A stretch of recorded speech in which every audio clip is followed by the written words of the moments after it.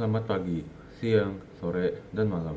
Perkenalkan, nama saya Setyanata Yoga Untoro dari Program Studi Teknologi Rekayasa Otomasi Universitas Diponegoro, Angkatan 2025, dengan 3 digit NIM terakhir 083. Pada video kali ini, saya akan membahas mengenai fundamental bahasa pemrograman C++ pada praktikum algoritma dan pemrograman.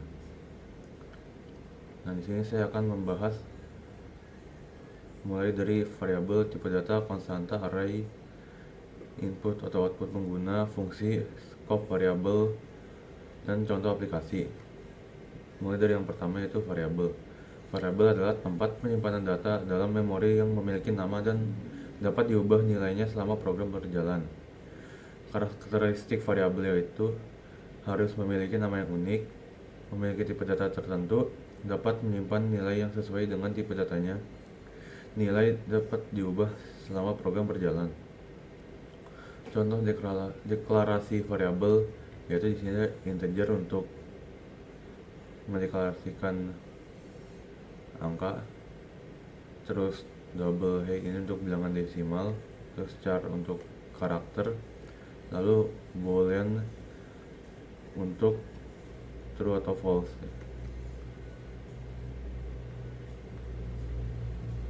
Yang kedua ada tipe data. Tipe data menentukan jenis data yang dapat disimpan dalam variabel dan operasi yang dapat dilakukan padanya.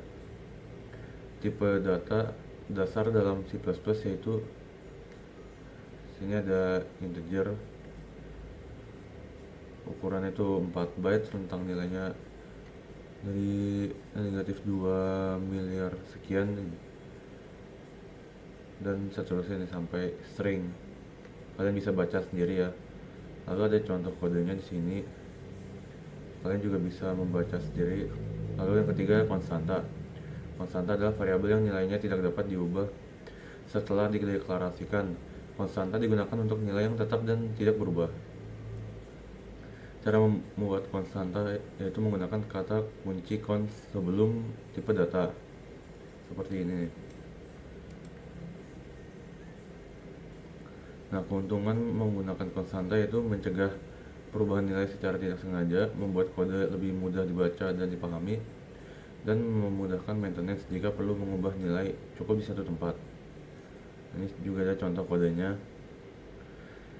Lalu yang keempat ada array. Array adalah struktur data yang menyimpan sekumpulan data dengan tipe yang sama dalam memori yang berurutan. Karakteristik array yaitu elemen memiliki indeks mulai dari 0. Ukuran array dapat ditentukan saat deklarasi menggunakan vektor untuk array dinamis. Sini ada deklarasi dan inisialisasi array statis. Lalu menambah elemen hanya pada saat inisialisasi atau mengubah nilai. Lalu ada mengakses elemen, menampilkan array. Kemudian yang ada array dinamis.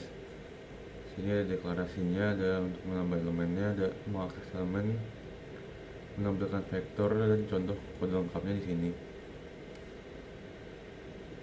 Lanjut yang kelimanya ada input atau output pengguna.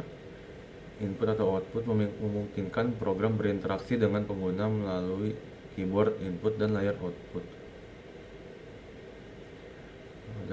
Yang pertama ada output, terus kedua input. Nah, yang pada input ini ada pertama scene untuk input sederhana yang bisa digunakan untuk input tipe data dasar ya, seperti integer, double, karakter, dan lain-lain. Kemudian berhenti membaca pada spasi atau new line. Yang kedua ada get line untuk input string, digunakan untuk input string yang mengandung spasi, membaca seluruh baris hingga new line. Nah, ini ada catatan penting, membersihkan buffer. Ketika menggunakan chain diikuti get line, perlu membersihkan buffer dengan chain ignore. Nah, seperti ini ya. Nah, ini ada contoh kode lengkapnya. Lalu lanjut, yang keenam ada fungsi. Fungsi adalah blok kode yang dapat dipanggil berulang kali untuk melakukan tugas tertentu. Fungsi membantu dalam modularitas kode, reusability, atau dapat digunakan kembali, dan memudahkan debugging dan maintenance. Fungsi sederhananya itu saat tanpa parameter dan return seperti ini ya. Kemudian fungsi dengan parameter, ini ditambahkan parameter ya.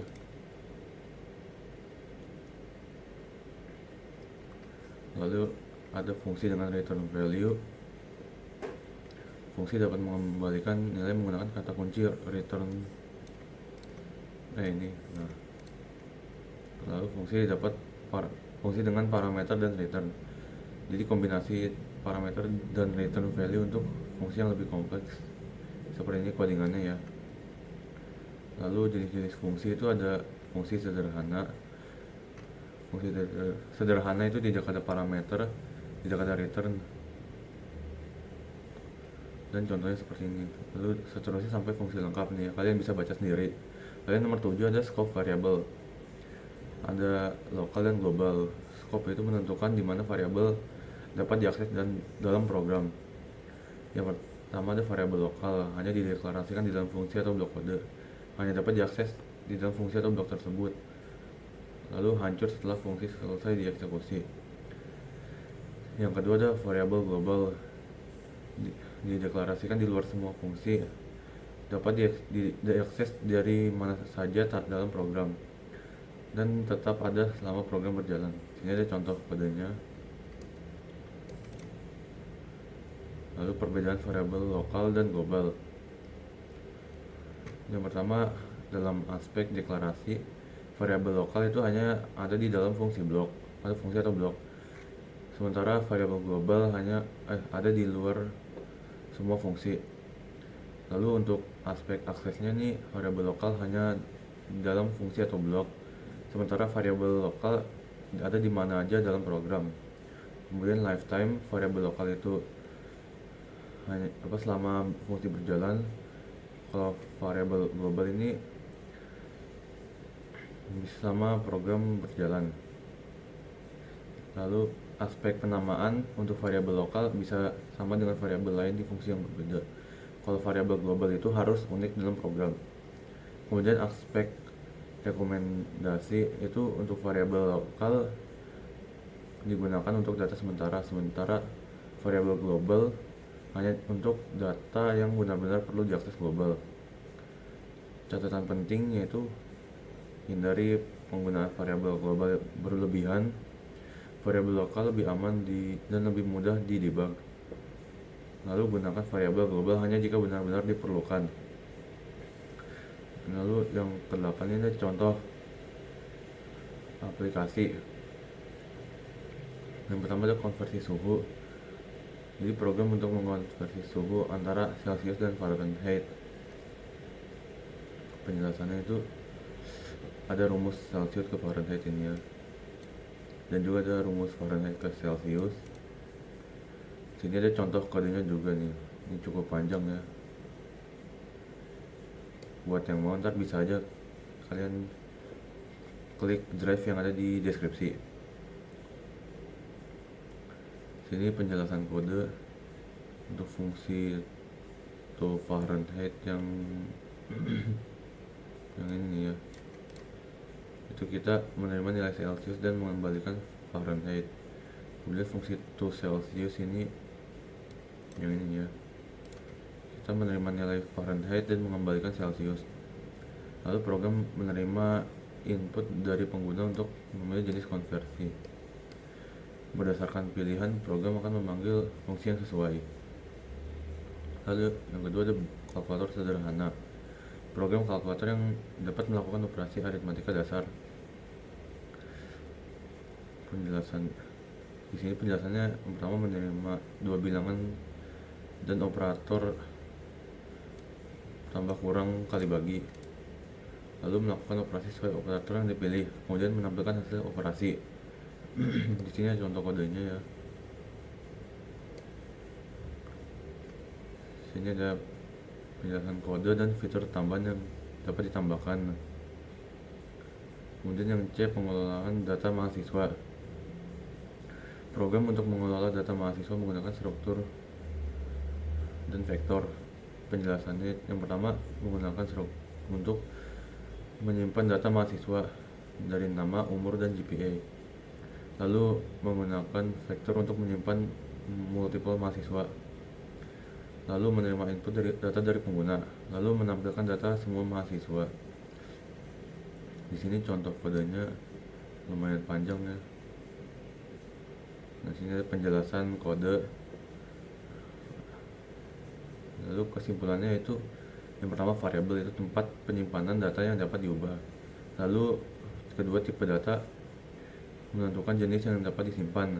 Ketiga, konstanta, nilai tetap yang tidak dapat diubah. Yang keempat, array, struktur data untuk menyimpan kumpulan data. Lalu 5, input atau output untuk komunikasi program dengan pengguna. Yang keenam, fungsi, blok kode yang dapat dipanggil berulang. Ketujuh, scope, jangkauan akses variabel dalam program. Yang kedelapan, aplikasi praktis, implementasi konsep dalam program nyata. Oke, langsung saja di sini saya jalankan mulai dari yang pertama, yaitu variabel tipe data konstanta.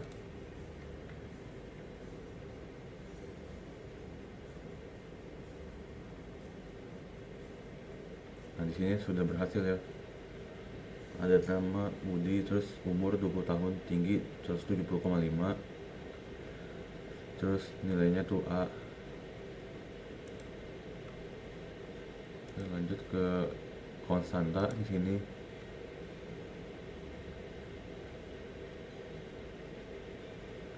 Nah, di sini muncul ya luas lingkaran dengan jari-jari 5, yaitu 78,5397. Terus yang ketiga ini array vektor.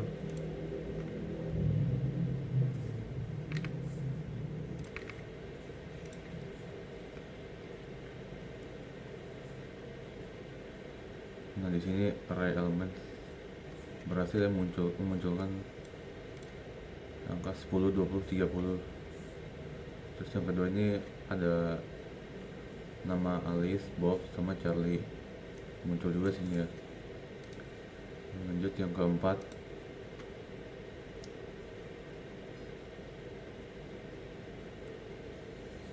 nah ini kita memasukkan umur kita, misalkan umur saya itu 19, enter your full name.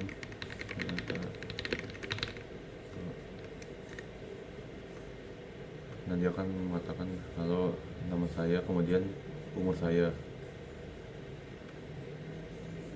Yang kelima, fungsi sederhana nih.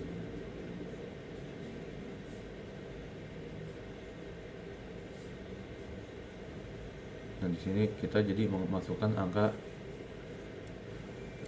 5 dan 7.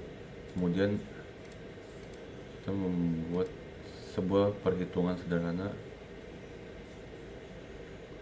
Yang pertama yaitu sini ada penjumlahan dan perkalian. Nah, di sini munculnya penjumlahan 12 dan perkalian 5 kali 7 yaitu 35. Lanjut yang ke-6, scope variable.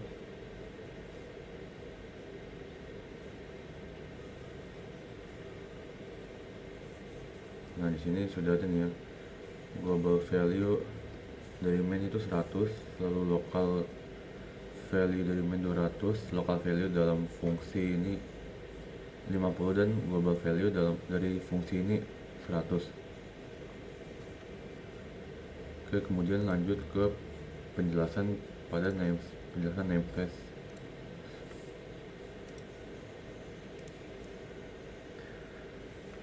Jadi di sini saya akan menjelaskan apa itu namespace dan alternatifnya. Jadi namespace adalah cara untuk mengelompokkan nama seperti fungsi, variabel, kelas agar tidak bentrok dengan nama lain. Dalam C++, banyak fitur standar disimpan di dalam namespace bernama std. Contoh fitur dari dalam std yaitu std.2.2 count dan seterusnya. Tanpa namespace, nama-nama tersebut bisa berbenturan dengan nama buatan pengguna. Yang kedua, penggunaan std. Cara paling umum yaitu using namespace std. Kelebihannya itu menulis kode lebih singkat. dan kekurangannya yaitu kurang aman untuk proyek besar karena berpotensi terjadi konflik nama. Yang ketiga, mengakses tanpa using namespace std. Cara eksplisitnya yaitu yang lebih aman yaitu seperti ini. Kelebihannya itu tidak ada konflik nama, umumnya digunakan pada proyek besar atau library. Kekurangannya itu penulisan lebih panjang. Yang keempat, alias namespace atau alternatif praktis. Alih-alih menulis std.2.2 terus menerus, kita bisa memberi alias seperti ini nih. Kelebihannya itu lebih singkat dari std.2.2 namun tetap aman. Kemudian kapan sih kita sebaiknya menggunakan mana? Untuk metode using namespace std ini cocok untuk program kecil dan pembelajaran. Kelebihannya itu singkat, kekurangannya itu potensi konflik nama. Untuk metode std.2.2 code langsung cocok untuk proyek besar dan juga library. Kelebihannya itu aman dan terkontrol, kekurangannya itu lebih panjang. Lalu metode alias namespace cocok untuk proyek sedang. Kelebihannya itu singkat dan aman, namun kekurangannya itu membuat alias tambahan. Kesimpulannya, namespace std adalah wadah untuk semua fitur standar C++. Anda bebas memilih pendekatan sesuai kebutuhan. Namun untuk kode profesional biasanya lebih disarankan menggunakan std.2.2 code secara eksplisit atau alias namespace seperti namespace ayo sama dengan std untuk menjaga keamanan penamaan sambil tetap ringkas. Lanjut, di sini yang ke-8 ini ada konversi suhu.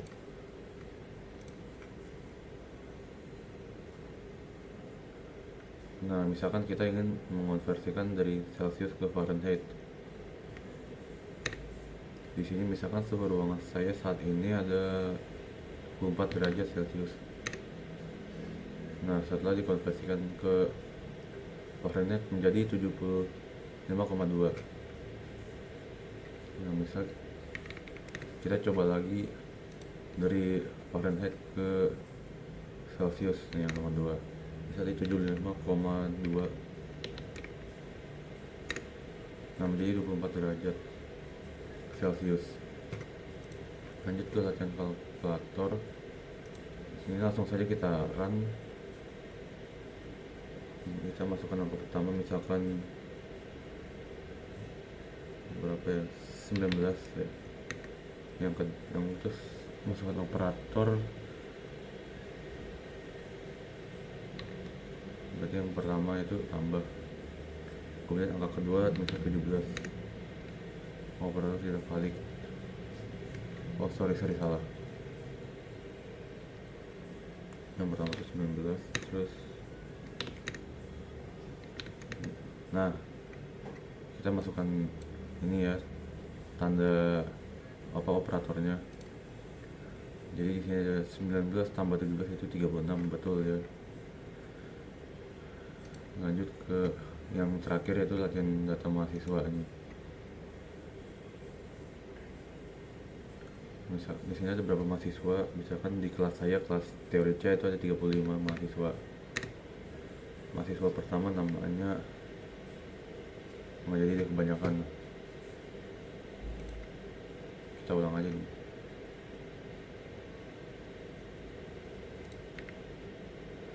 Nah, ini misalkan